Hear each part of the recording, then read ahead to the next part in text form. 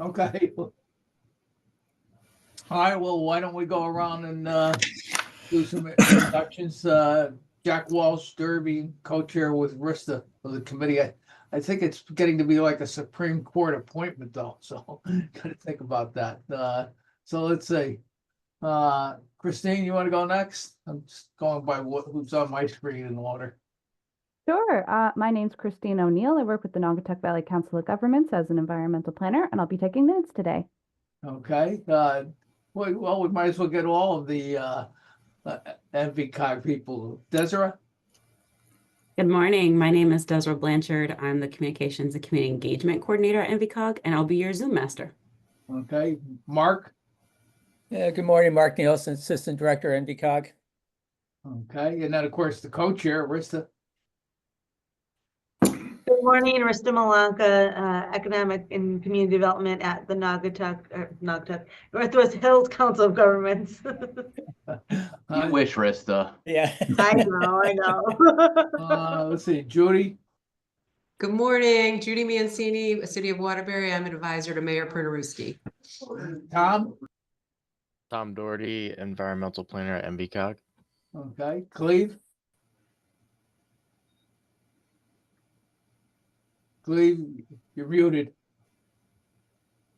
Okay, we'll come back to him. Brian. Hi, Brian Sirwich, Economic Development Commissioner, Town of Seymour. All right. Kate.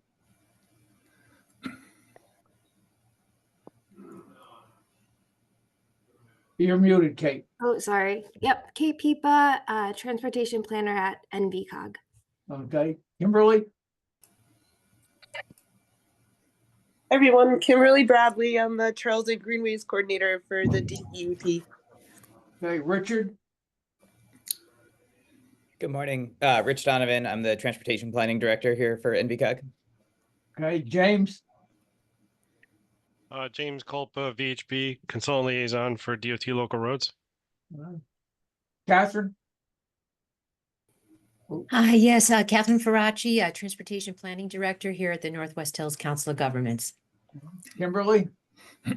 You went through. Kimberly, you there? Okay, I'll move on. Paul. Yes, Paul Benevich, Watertown Town Engineer. Okay, let's see, Bert. Amanda Birch, Chair, Thomaston Greenway. Okay, Tony.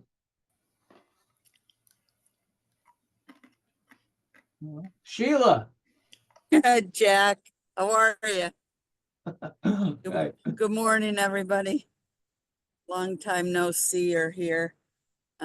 City of Ansonia. Okay, and then there's just a phone number. I don't know if that's maybe somebody who's on twice. 203-509-1397. Not me. Hi. Yeah, good morning. That's the phone number is Vince Seifert. I'm a volunteer for Naugatuck. I'm civil engineer by trade. Okay, great. And I didn't forget you. We're welcoming back a guy who was here at the birth, Sam Gold, who's going to make a presentation today. So, Hey. Good morning.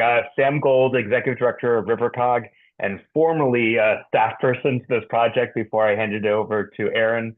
It's really wonderful seeing so many familiar faces and names, and I'm really glad to be back here this morning.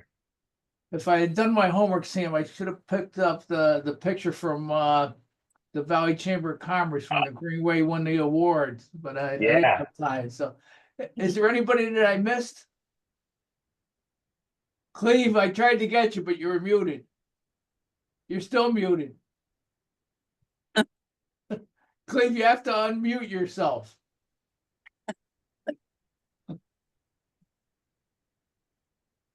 Hit that microphone button.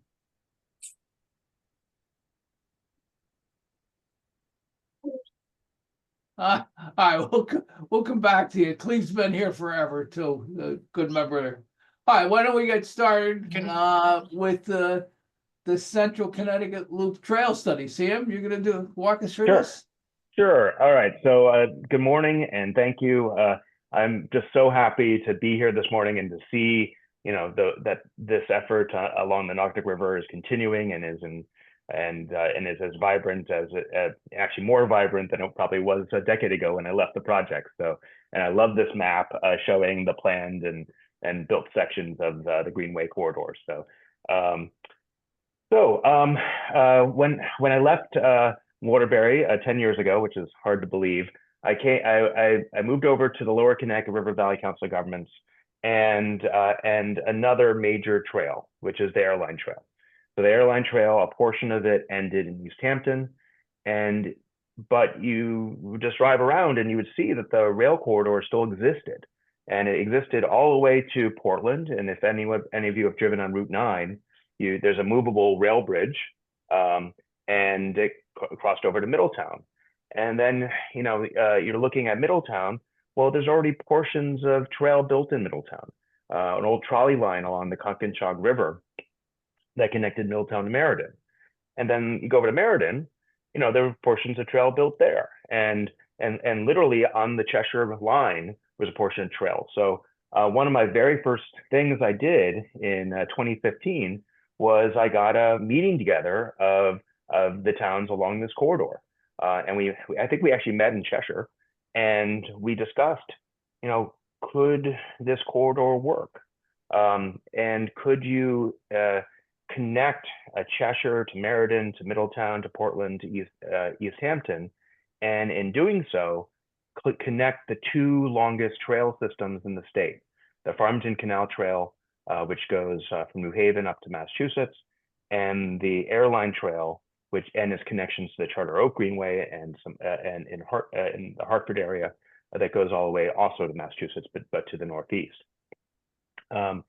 In working on this, I worked a number of years with trying to get DOT interested.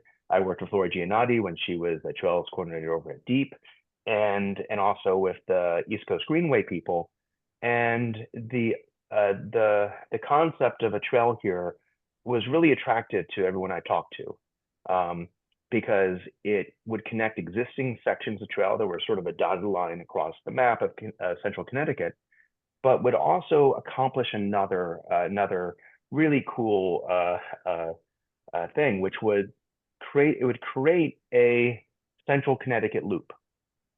And actually, what I'm going to do is that this is actually the study. So I'll just say we've been working on the study for our portion of trail for about 2 years. We're right now in a public comment period, so I encourage you to take a look. If you have any comments, you can get those back to us.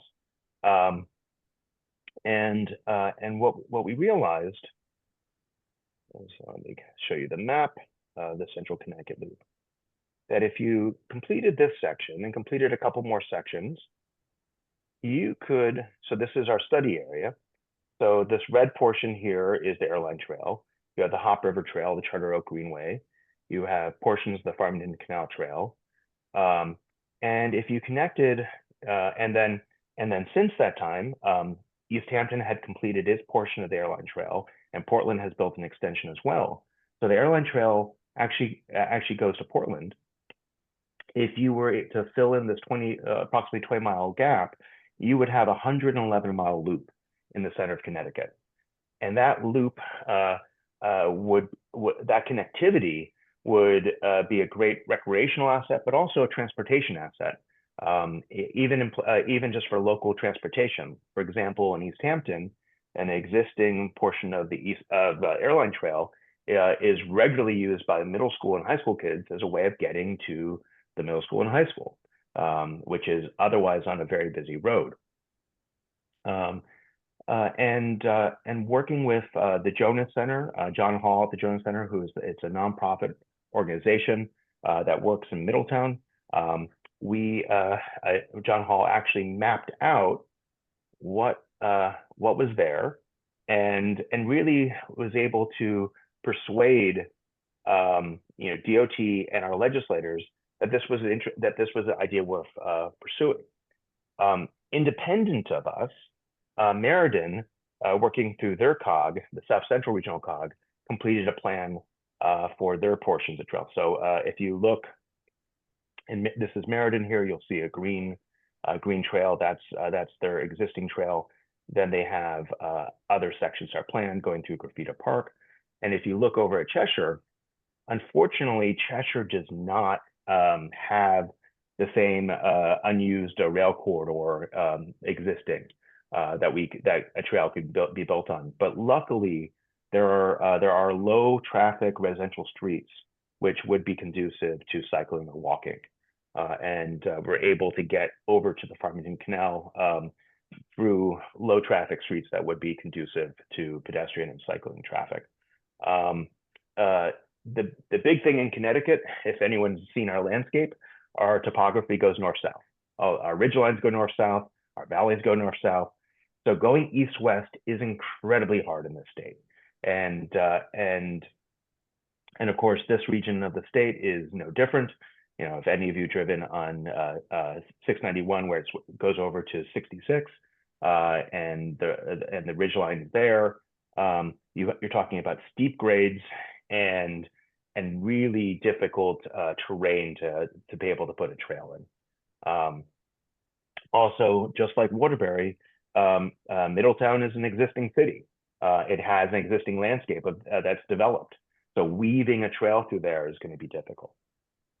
And finally, that this is goes without saying, the Connecticut River is a major impediment to a trail because the original rail bridge is actually still in use.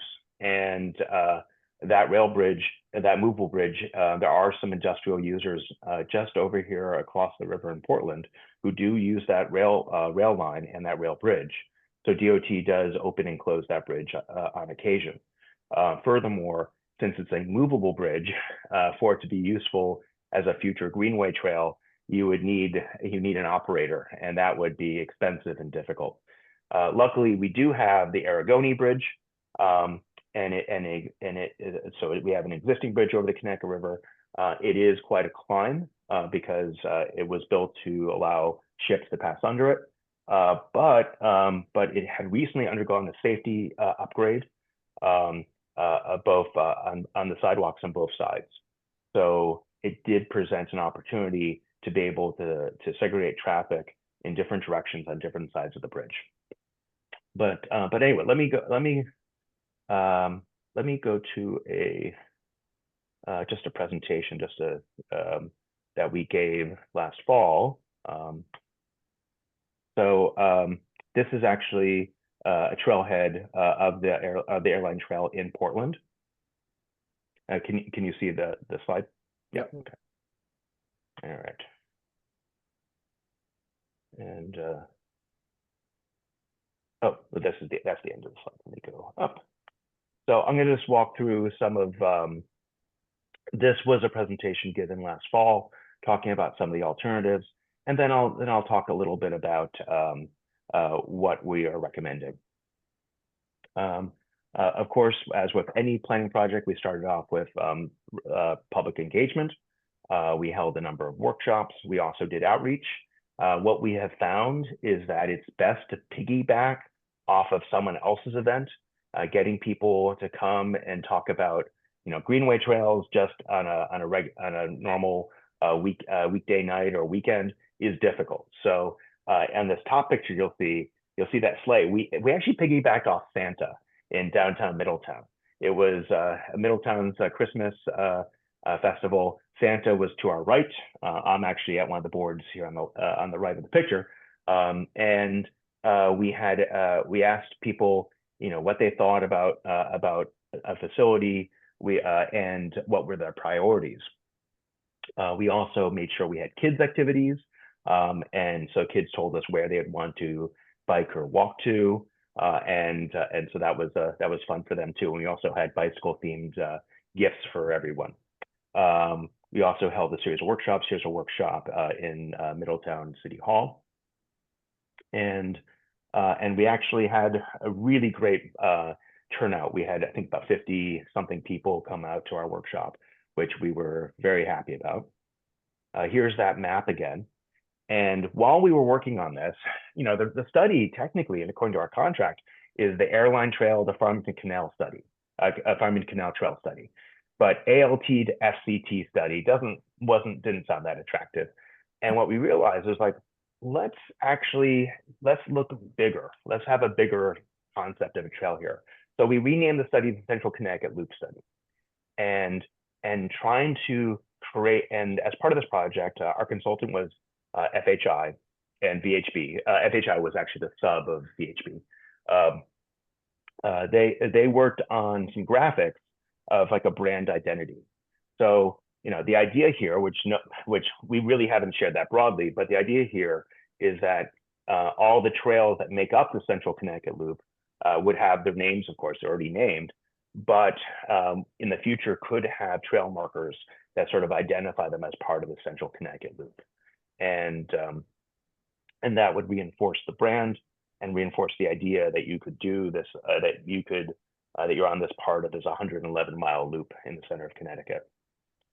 Our scope of work did talk about a study from East Hampton all the way to Cheshire, but since Meriden was already done, an on-road route for Cheshire had been identified, and East Hampton, the last section had just they got an earmark from Representative Courtney's office, and they had come to an agreement with Eversource for the last portion of East Hampton's trail. Since East Hampton was really already spoken for, our focus of this project was really Portland and Middletown, which and identifying solutions for this 11.5-mile section of trail.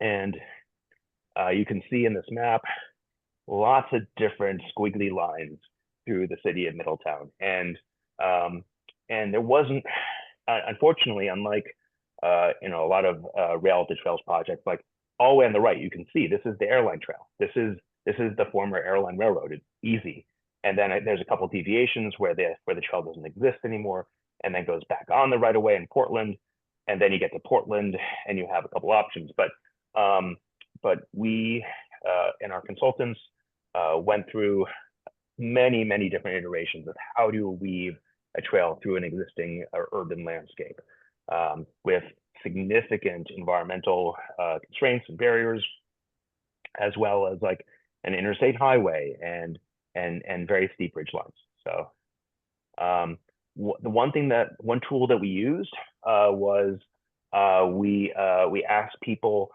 what characteristics were most important to them. This was part of our public outreach, and we had different weights for each one of these factors. So whether the trail was on-road or off-road, traffic safety, a trail route that minimizes the impact to wetlands and avoids floodplains, security, cost, connectivity, does it connect to other things, economic impact, equity, and experience. And so the highest score would be 80 points. And then we created a evaluation matrix for all the different possible route choices. And we really there was 3 sections of this corridor that really had a lot of decisions to be made. We had to get through downtown Portland because the airline railroad was still active in this industrial area on this side of the river. So we had to figure out how to deal with that. We then had to figure out how do you get through from the bridge across the river, the Argoni Bridge, how do we connect to the neighborhoods in the north end of Middletown that already have a portion of the trolley line trail that was built about 20 years ago. And then the last section is how do we deal with getting around or over or really under I-91. And so, and then there was a few other options of let's skip the existing trail along the trolley line that already exists in the northern part of Middletown, and let's just try to figure out something going through the center of the city. You can see here on this slide the switchbacks that are necessary to get over the ridge lines. It's we were looking at Middle Street, and it just was way too steep for your typical cyclist, and this is why the trolley line followed the Mattabesset River. So the Mattabesett River was the more gentle route, and that's why the trolley line followed that originally, and that's why that trail got built up there.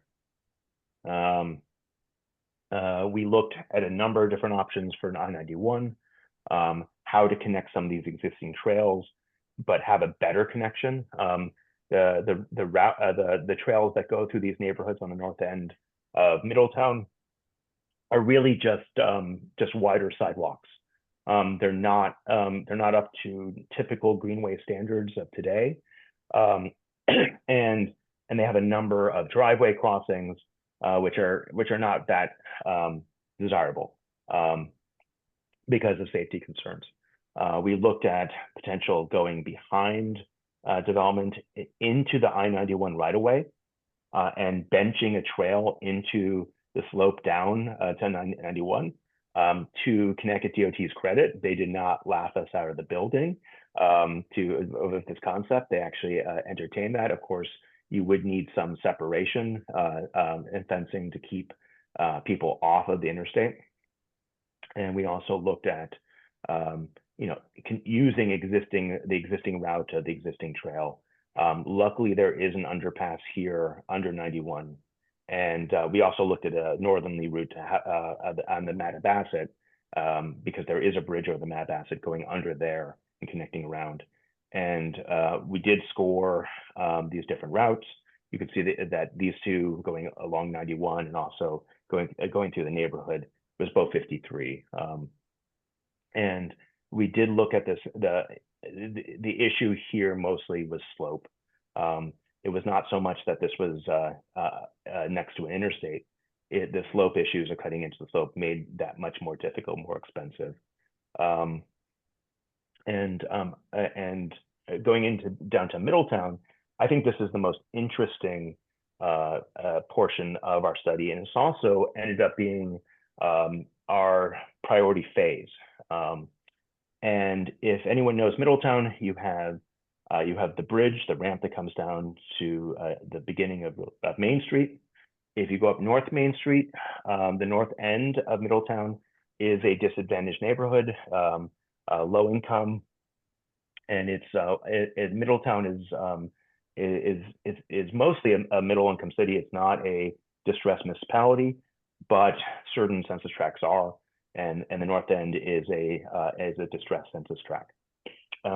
One of the biggest issues here is the neighborhood is very much a dead end, and it does not connect to other resources in the city because of the rail line here and the Route 9 Expressway and the Conconshog River.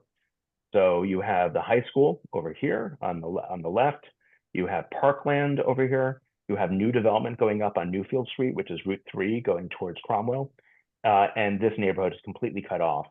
And so a priority for connectivity getting from downtown Middletown, connecting this neighborhood to other destinations, was figuring out how to get a bicycle and pedestrian route through this very constrained landscape. You have a railroad berm. Here, this railroad is used. It's part of the Middletown cluster owned by NVCOGCT. And we looked at going to the north of the railroad corridor, going to the south. If you could fit a trail along the railroad. Originally, in some earlier slideshows, we had some pictures showing the rail corridor, and then we got yelled at by NVCOGCT because no one's supposed to be walking along the rail corridor.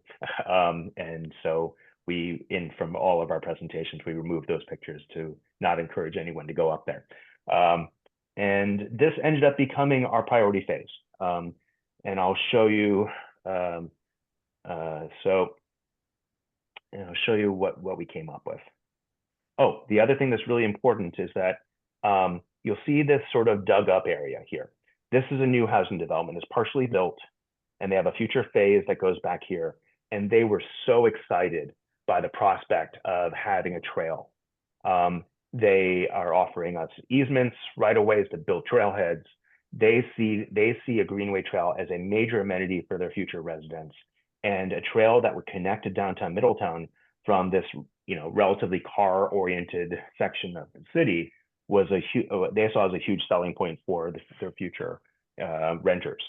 So so they were incredibly interested in this. Whereas, 10 years ago, when I was working on the Naugatuck River Greenway, private property owners would scorn a trail. They would say, we don't want anything, we don't want anything to do with this. Now, people see the value of having these recreational and transportation assets close at hand. These are important places, as all of you know, for people to get exercise, to walk the dog, to go out with their kids, and also provide a much more pleasant experience than walking along a busy state highway. So we looked at a few different options of how to cross the Conkinchug River and get and access this area.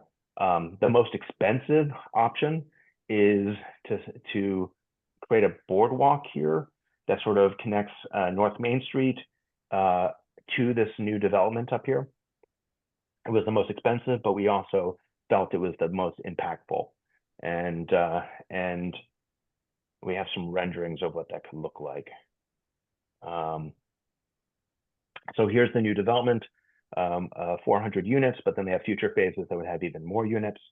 And to be able to connect this would take about a 750 to 800 foot long boardwalk. This is the concept here of what it would look like. And it's very similar to other trails like the Farmington Canal Trail in Cheshire has a significant boardwalk. And here's some other examples of similar boardwalks over floodplains, because this is all wetlands. And then this is the different options of connecting to the Aragoni Bridge and connecting to existing bicycle lanes in the city. Let's see. And then here are some options on the other side of the bridge.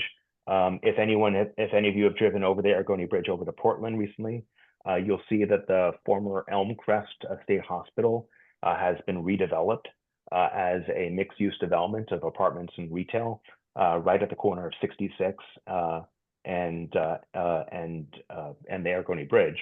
So that's this development area right here. We were looking at different ways to serve that development, but also get under the bridge to allow for safe entry onto the north side of the bridge and south side of the bridge. We wanted to segregate the directional traffic to north and south sides. Because the sidewalks on the Aragoni Bridge are not that wide, we felt that, that at least for bicycle traffic, we should keep it all going in one direction. And we looked at a few different alternatives getting through here. While we were doing this, unfortunately, if some of you have seen the news, one of the selectmen of the town, while crossing Main Street, was struck and hit by a car and killed, highlighting the issue of pedestrian safety here. We struggled to how to actually, if we wanted to mention anything about that in the study. Of course, we didn't, but it highlighted the importance of this issue with such a high profile. This person was slated to become the first selectman, and didn't, of course. Let's see, other things that are important here. All right, I'm going to switch over to our draft study, which is right now up for comment, and I'll talk a little bit about phasing and our next steps. Let's see, let me find that slide.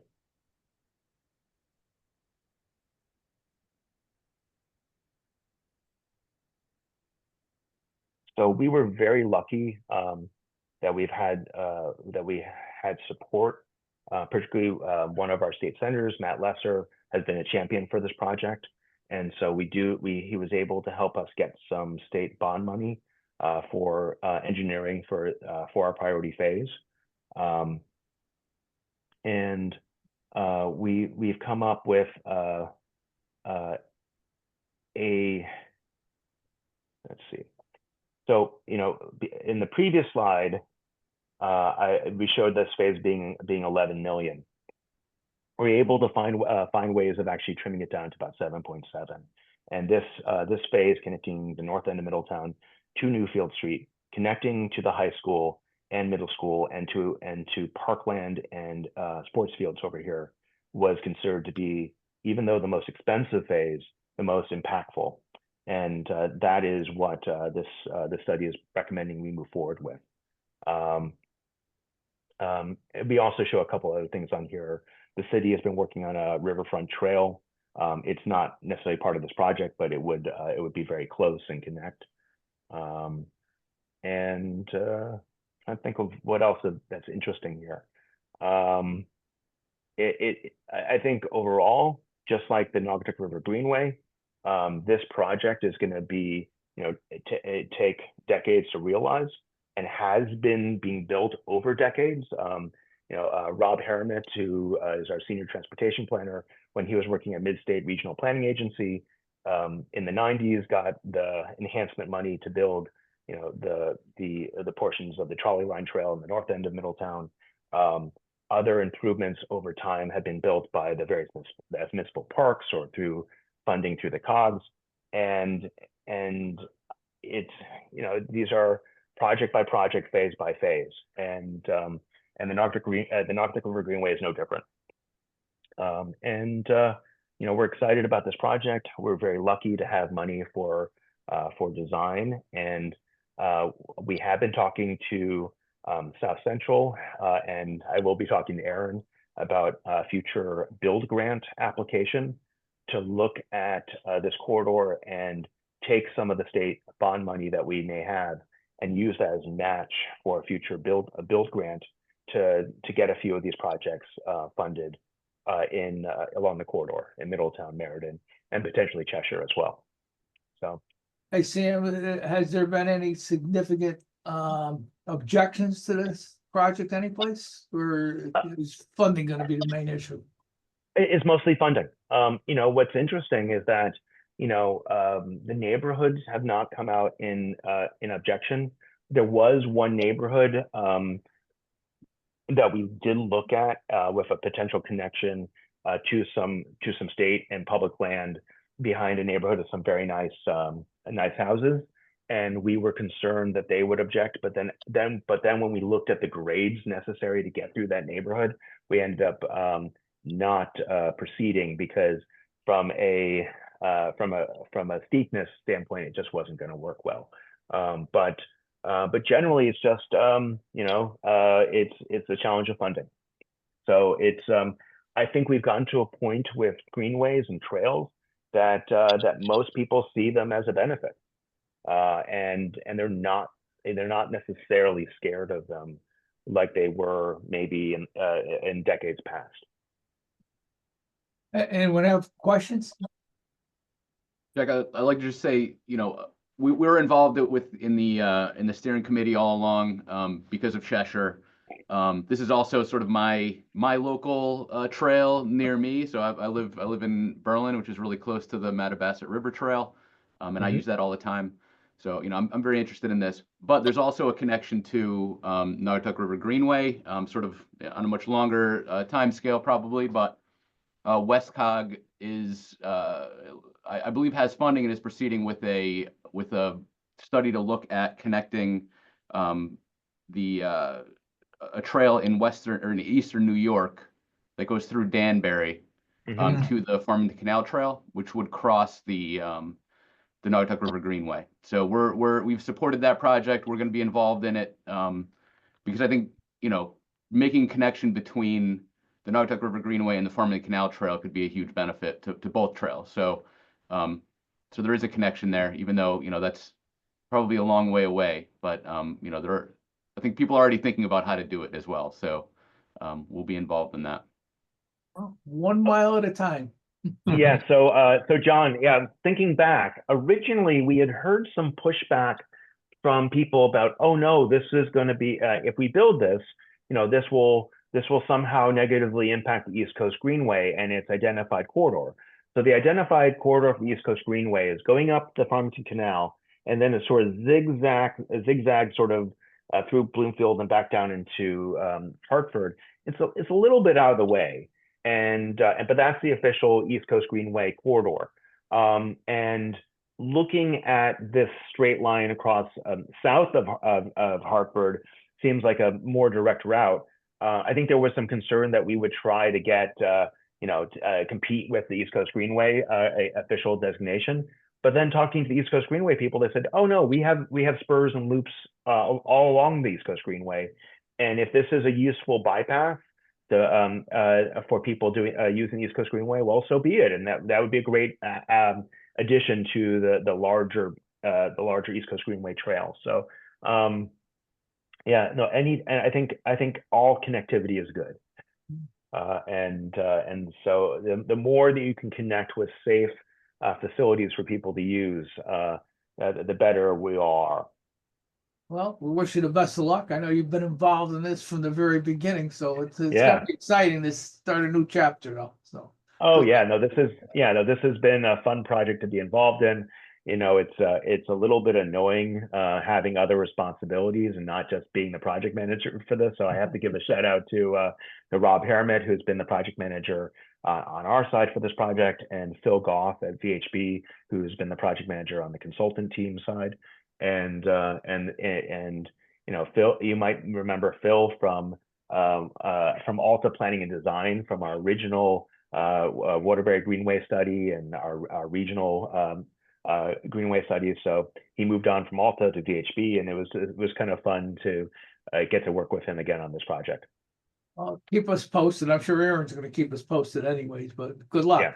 All right. Thank you very much. And I'm gonna hang out and listen in for the rest of your meeting, if that's okay. Yeah, and the link to that study is in the agenda, so you can just click on that and go and see exactly what he presented. Let me just note that we've got some people that have joined us. I see Jerry from Watertown. I see Mark Jewell. I see Richard Crowther, and Tony wasn't able to identify himself before, but if you look in the chat, he didn't have a microphone. He's the land use administrator for Thomason. So welcome to everyone. All right, let's move on. And NRG Waterbury Phase 2. Who's going to take that? Judy, you going to do that? Okay. Go ahead. Yes, good morning, everyone. We're moving right along on our project. There, as you all know, have been some changes on the federal side. So we're navigating what will be available to us and our contracts and all that. But 90% design has been submitted. Constructability reviews will be starting as well on that. We also have a submitted ramp for the right-of-way aspect of the project. The city's commented on it, as have the consultants, and that's going back to the author of the document, and then we'll be issuing an RFP for right-of-way, appraisers, all that kind of stuff, because as you know, I don't know, Sam, if you know this, but I know you mentioned trail, but the Department of Transportation is no longer assisting with the right-of-way on projects related to greenways and that kind of thing. So we're all learning along with the people from Federal Highway as well on that. So it's a process we've been navigating, but we'll get through it, like everything, one step at a time. As Jack says, 1 mile at a time, right? So everything is moving along in Waterbury. We're doing well and keeping our fingers crossed for some stability. Oh, that's all sounds good. Great. How many total miles will you have when you all done, Judy? I think in Waterbury, I think it's 7 miles. Yeah. Okay. Very good. Okay, let's move on. The NVCOG Raise trail design. Aaron, is that going to be you or is someone else going to handle that? It'll Mark? probably be me, I guess, Jack. Mark. Okay. Unfortunately, we have nothing really to add to what we talked about last meeting. We're trying to move forward. We did put out the RFQ for consultant services. The deadline for receiving proposals is this Friday, so we'll see what we get. We did work with Federal Highway to get the agreement sort of all together. That working with our contacts at in the Connecticut division, we had everything all set, and they actually sent the agreement down to DC for execution. where it's now sitting there on hold. We have no idea what's going to happen with this project. We're hopeful that since this grant was awarded prior to November of last year, that it's likely to move forward. We just don't know when. We could see a delay of, I don't know, 6 months, which is unfortunate, because we did want to get this thing started real soon. But we are continuing with the RFQ process, because we don't, there's no consequence for doing that, because the way we have set up the RFQ, we can go through the selection process. We just can't award a contract and sign an agreement because we don't have the money in place. So, but we can go through the process of identifying the preferred consultant and beginning that process. So when the money becomes available, we'll be ready to go. So that's our thinking. But right now, there's a lot of uncertainty. So we'll just keep you posted. So that's pretty much it. Yeah, I think there's a lot of uncertainty over anything at the moment. So we just keep our fingers crossed, because we made so much progress down through the years.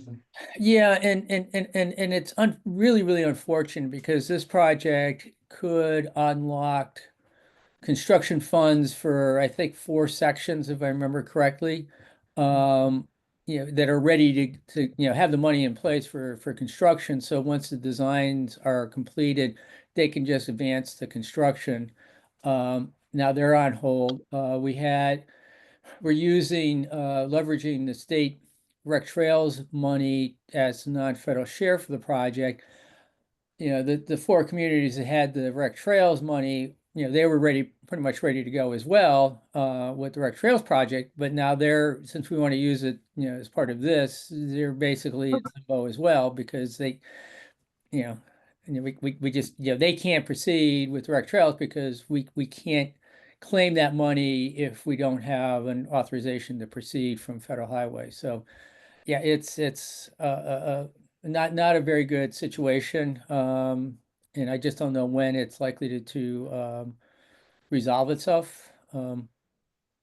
We can be optimistic, and it may not be that long, or like I said, it could be up to 6 months. All right, thanks for the We'll update. keep everybody posted. Yeah. Let's move on to the Kennytown Trail. There's always a lot going on with the Kennytown Dam.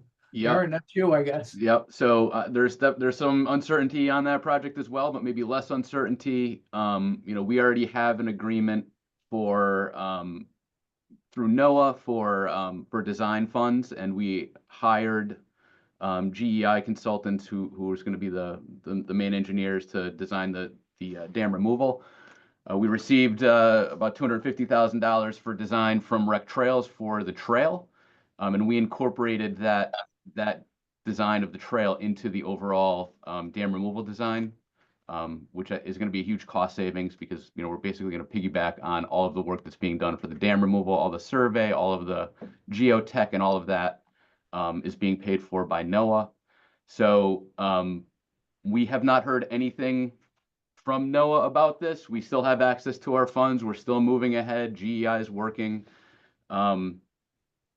But so we're optimistic that it's going to keep moving ahead, but nobody really knows at this point. So so that's really where we are. But sort of the good news here is that the scope that GEI that we ended up hiring GEI for includes a full design. So with the $250,000 we're getting from DEEP, we're going to be able to get a full, complete 100% design for the trail through the property. So, that was not originally the intent, but it looks like, because of the sort of, the synergies there between the 2 projects, we're going to be able to do it a lot cheaper than we originally expected. There's some good news. Yeah. All right. Okay. Moving on around the table. I just want to point out the background to my picture here. We did the the tour of Derby, and at that point in time said, well, there was going to be some lighting on the bridge. As you can see, that's now done. Let me see if I can take myself out of the picture. So that's the bridge. Took longer than expected, but I think if you look at it, the results are pretty impressive. They don't always have them on that bright, but I happened to be down there 2 days after they opened it. And of course, that was the Christmas lighting. You can do a lot more with it. So that was a vast improvement to that bridge, which connects Derby and Shelton. So that's a big plus. So we're going to go around and see any other project updates that people want us to talk about. Just anyone? Yeah, it's Jerry from Watertown. We're doing the Steelbrook Greenway. We're at 65%. We're going to 90%, which is due in from Weston and Sampson at the end of this month, February. And then we have 30 days to review with Watertown and the DLT, and then go to 100% in construction documents. That's really good news. Congratulations. Anyone else? So I can give a quick update. This is Rista. We've at the COG here have been working with Harrington and Deep to help. They received a Rec Trails grant, but it's been delayed for various reasons. So we've been working. I think we're going to be hopefully taking over that project and start the planning on their phase 2 in Harrington fairly soon. Good. Anyone else? All right, hearing none, let's move on to funding submission and opportunities. Big question mark all the way around, but Aaron, you gonna handle this? Who's gonna take this on? I don't know if there's anyone from DOT on. I didn't see anybody from DOT. Yeah, we had someone from DOT before. No, I don't see it Yeah, now. so today's a state holiday, so Right. DOT folks might not be there. I got the okay from the bureau chief to attend. With some of the things happening at the federal level, I wanted to make sure everyone's doing okay. So and I'm gonna say I'm gonna keep my camera off. I actually am I got the virus that everybody has been getting around, so nobody wants to see that. But I did want to give some updates for DEEP. Sorry, Aaron, to jump in. If you had any updates on DOT, please feel free, and then I'll jump in after. Rich Donovan, maybe, Yeah. I don't know if you know anything about the microgrant program. Yeah, so microgrants are all state funded. Thankfully, they were funded again this year. There's another $750,000 available through DOT. And so all the same rules as last year, awards of up to $5,000 for any non-infrastructure items. So the actual purchase of bikes or safety equipment, or basically anything that's not permanent installation. And those awards are being directed through the COGs. And so if you have any interest, please let us know. Tayo in our office has been working on that program since its beginning, and we've had a lot of success getting some new equipment out into the community. So we would love to see more of them within the region. Please let us know. Rich, can I ask you a question on those? Mm-hmm. Casey and I have been chatting here, and we were thinking about reaching out, but do you happen to know, would infrared cameras fall under that grant to be connected to the Connecticut Trail Census if we wanted some on our trails? My initial reaction is probably not. Some of the guidance from CONDOT has been pretty clear that they're not looking for anything that would be not like a direct to end user type purchase. But that is a good question, and I would say, yeah, I don't know for sure, but I would lean toward no. And if I may ask, has anybody suggested maybe doing a regional submission with regards to the new item that's now eligible as far as like bike repair kits? Because I'm thinking if we did something along those lines, it'll actually utilize then the length of the usage rate of people wanting to go the distance. And I know in the first solicitation, that was not an eligible item. So I was thinking, well, I haven't asked the DOT yet, but I was thinking if we could do something regional. I don't know how the committee feels about that. We had actually talked about something similar in the very beginning of the program, and unfortunately, the COGs are not eligible entities by the DOT's rules, and there would have to be some kind of either a town or a nonprofit entity that was the actual application. And so, so the steering committee could work together to bring a town application forward, or if there was a nonprofit who, worked up or down the full trail that may want to do it, but I think the challenge there is just the eligibility. I don't know that there's anyone well positioned to be eligible for that award. Okay, that's what I thought. I just thought I'd give it a shot as far as if there was an entity that we could actually go through to make that happen, or, again, once this section of trail gets fully developed, maybe we can just do a template whereby we can present it then to the municipality, make it like we would do the work, but it would monetarily go through them. I don't know. Just food Yeah, I for think it's a thought. great idea. And just, one other quick note on it too, as far as the DOT's eligibility goes, even though the COGs are not eligible, individual towns can apply through a bunch of different parts of the town. And so a parks department can apply, and a police department can apply, and a school district can apply. And as far as we've seen, and we've pushed it a little bit and had no issue with it, individual schools can apply in addition to the school district. So there's a lot of opportunity for towns. And so something like this through a parks department or a public works department may be a really good way to go about it. Yeah, and our do we have staff is any of those? certainly, Go ahead. sorry. I was gonna say, our staff's certainly available to help. If a town is interested in an application, reach out to either me or Rich, and, we have staff here that can help put the application together. Aaron, do we have any of those installed anywhere on our greenways? Not that I'm aware of, no. Oh. Yeah, I've seen pictures of them, but I didn't think we had any. Okay. I think it would make a lot of sense. Yeah, Yeah, absolutely. especially as the trails get longer, you get connected, absolutely. Anyone else? All right, Aaron, anything on build?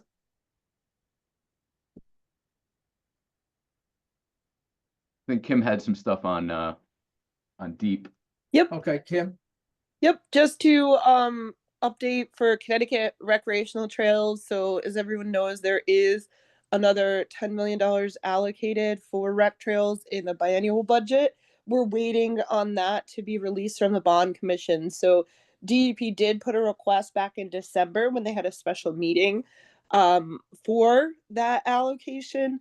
It was not put on the agenda for the December meeting, but there's been a lot of discussion internally, and I have word from our finance division and from the commissioner's office that they are putting that request forward for when the next bond commission meeting comes. So as we know, those meetings are scheduled, but often it's dependent on filling an agenda and the impetus to hold the bond commission meeting. So we're waiting on that, but also strategizing internally about approaches we may take, getting a lot of requests on when that next round is coming. So I'm communicating that to our leadership, and we're expecting to be able to move forward with that as time allows. So there'll be more to come about it, about the next round, probably within the time frame of the next meeting this group has.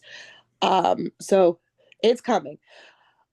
There's also been a lot of focus on tracking the legislative process. It's a very active round for trails and greenways.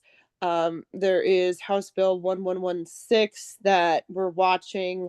It does propose about $30 million for maintenance needs on the multi-use trails with under DEP management. So definitely keeping track of that. And I know the Greenways Council has been doing a lot of work on that front. So particularly listening to the discussion here and understanding the uncertainty at the federal level, I'm definitely continuing to communicate within our leadership the importance of state funding at this time. So definitely, Mark and Aaron, if there's any need to have, a meeting to discuss what's happening with Raise, please let me know. More than happy to coordinate that. But definitely here for everyone. It was great to see a presentation we've been involved with, and as everyone has said, the Central Loop project, and are just so excited to see the advancement overall within Connecticut. It's a great time to be in the program I'm in, no matter what's happening across the country. So that's what I have. Not too much more. If there's any questions, and specifically, please feel free to reach out. Well, that Kim, was all positive though, Kim, so appreciate that. yeah, Kim, one quick question on the 30 million for the upgrade and maintenance. Is that going to be targeted at specific trails, or is it sort of really open-ended? I was trying to figure that one out. Yeah, and that's I would I'm definitely not the expert on this. What I would recommend is speaking to Bruce Donald, who's been very involved in the process as well. But my understanding of it is that it would be targeted to DEEP managed trails. It would be funding that would come through DEEP. So it would be targeted to trails such as the Hop River State Park Trail, the Airline State Park Trail, the Larkin Trail. Yeah. So the Larkin is definitely being taken into consideration, although we know that there'll also be funds targeted in that area for some of the flood relief approaches. So and that's what I was wondering, whether this money was sort of related to try to address the damage caused by the flooding, especially on the Larkin, back in August. Yep, that's definitely a component of it. Absolutely. Yep. All right. Now the other bill, and I'm not sure if you have seen it, but I saw there is a proposal, and I think it's by the town of Newtown, to allow a at-grade crossing of, I think it's the Housatonic rail line in Newtown for a trail. Have you seen anything on that? That would be great if you sent that over to me. I have not seen that one. That was not one I think was on our record. I know that I've been talking to our leadership.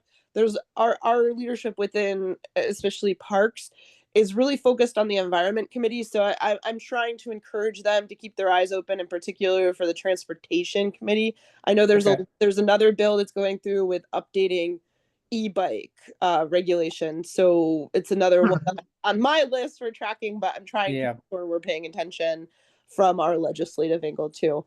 So I'll try to. I should be able to find it, and I'll forward it to you. I just found it very curious because it's very specific, just for the town of Newtown, and I think it was the Housatonic. I always forget the names of the rail lines over there, but and I don't know if it's inactive, abandoned. I don't think it's abandoned, but I think it may be pretty much inactive, which may be one reason why they're looking at it. But anyway, I'll send it over to you. Great, thank you, Mark. Thank you. Okay, anything else under funding? All right, next item. Do we have anybody planning to go to the International Trail Summit? I just booked my ticket yesterday, so I'm All going. right. Oh, Aaron, I'm excited. I'll be there too. Going, Kim? All right. Yeah, I'm my TA is still going through, but I think it's been approved by my leadership, so I should be there. Aaron, Excellent. why do you always go to these things? Well, it's my chance to visit like medium-sized cities throughout the country. That's oh, it's on your bucket list. Yeah, Madison actually looks pretty nice, so I'm kind of excited. It is a really good conference. There's a lot of municipal officials that go, a lot of state and federal partners are always there. A lot of other MPOs talking about funding trails. So it's usually a good conference. Aaron, it says international. How many countries? Some people.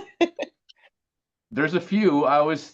We presented a couple years ago on the trail census, and I was approached by people from all over the world to talk about tracking use on trails. So it's mostly from North America, but